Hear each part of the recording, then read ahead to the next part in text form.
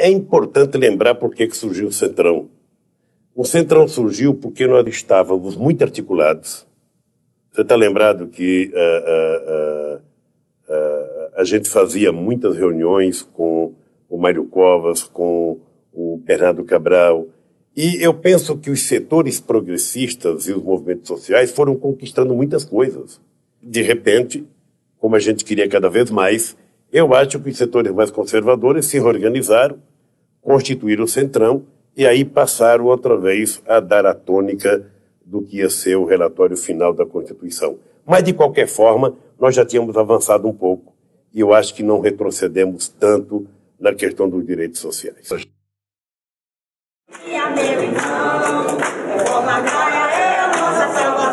Estamos achando que nós unidos nós vencerá.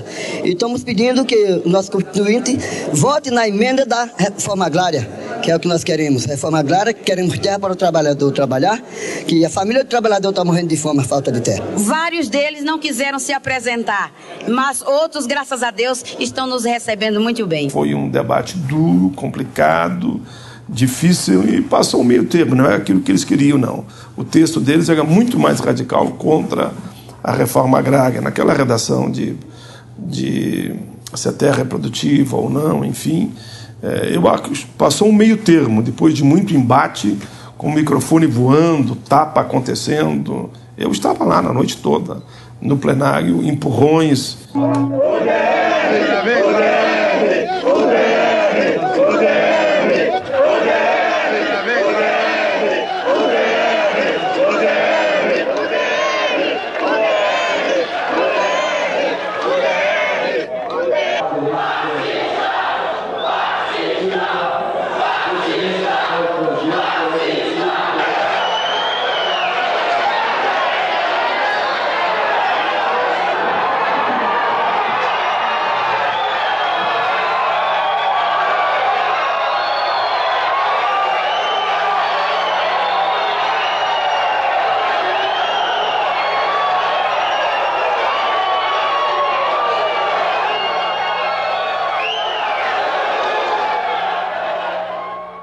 É verdade que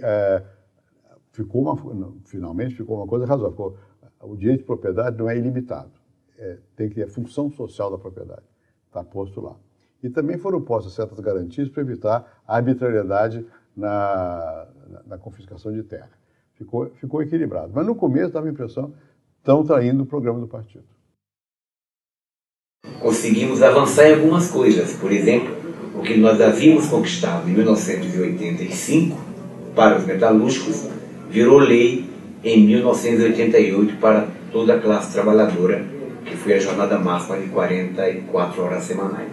Nós reivindicávamos a redução da jornada de trabalho para 40 horas, porque sabíamos que isto era definitivo, sabíamos que o fato de nós trabalharmos, reduzirmos a jornada, nós abriríamos mais campo para outros empregos, porque quanto menos nós trabalhássemos, mais trabalhadores tinham que estar produzindo. Então, não conseguimos a redução para 40 horas, conseguimos para 44 horas, já foi um avanço e até hoje continuamos lutando pela redução da jornada para 40 horas semanais. Então, eu acho que esta foi o ponto máximo, o ponto mais interessante, o ponto prioritário do movimento sindical. A Constituição, em 1988, ela não tratou da questão da reforma agrária, ela manteve a tutela militar, ou seja, ela não mexeu nos pilares, da dominação, ela não mexeu na estrutura de poder desse país. É por isso que nós entendemos que ainda, nesse instante, a Constituição privilegiou o capital em detrimento ao trabalho, apesar dos avanços que nós tivemos no direito dos trabalhadores. Nós nos sentimos obrigados a votar contra, mas na hora de votar tinha uma discussão dentro do PT, assina ou não assina. Eu era o líder da bancada, eu disse, nós temos que assinar, porque nós participamos, trabalhamos 3 anos aqui, votamos, ganhamos, perdemos, sabe? A quantidade de horas de reuniões que nós fizemos aqui. Agora nós temos que deixar o nosso nome na história e assinar. E assinamos a Constituição. Porque a assinatura era silenciosa. A assinatura é muito fácil, é convidado lá, nós ia lá individualmente assinava. Agora, o votar contra era público.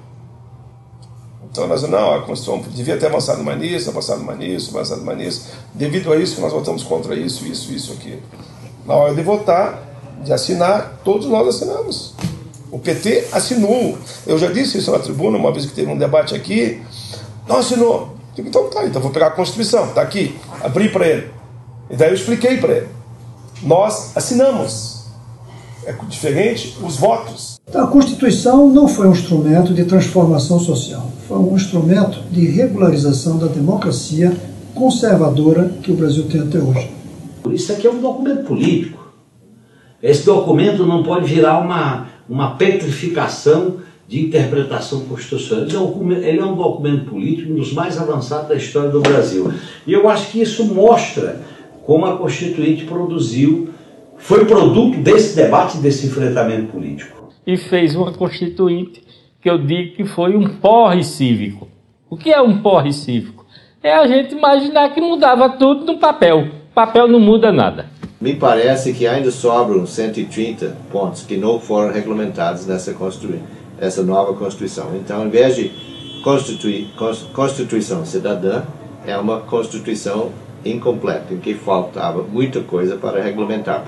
Estabilizou os partidos políticos, ela teve suas conquistas e foi um momento que houve grande afirmação democrática no país e planos de liberdade. Foi além do seu tempo, ela é mais progressista do que aquele período em que o país vivia. A Constituinte sem a presidência de Ulisses, por causa de todo o papel que ele teve.